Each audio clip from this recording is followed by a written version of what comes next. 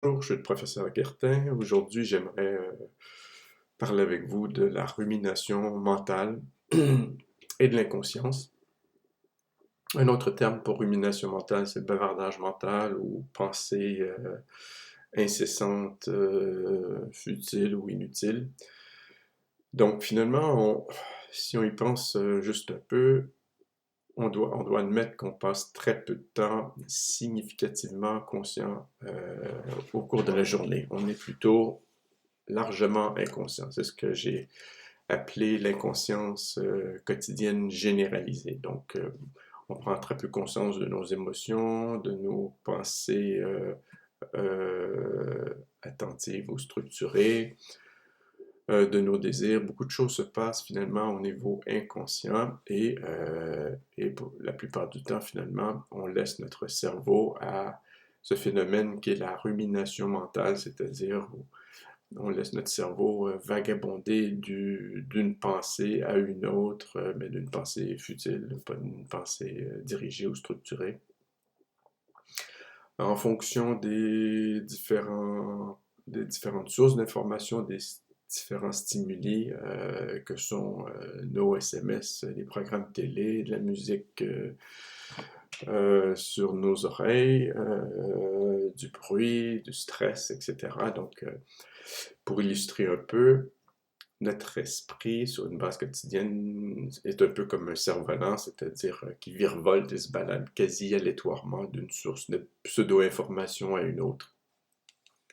C'est ce qu'on appelle aussi en partie le multitasking en anglais, ou le multitâche, c'est-à-dire le fait d'accomplir plusieurs choses en même temps, souvent avec une piètre qualité d'attention. De différentes régions du cerveau qui sont impliquées ou responsables dans l'expression de cette rumination mentale. Il y a entre autres le DMN ou Default Mode Network,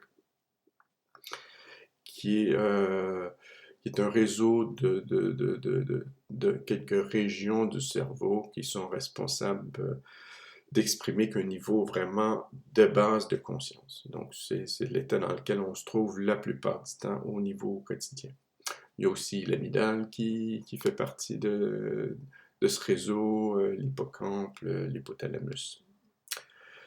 Donc voilà, la rumination mentale est un fait, est un état quotidien qui est responsable de plusieurs problèmes aujourd'hui, c'est-à-dire notre faible qualité de pensée et de toute évidence liée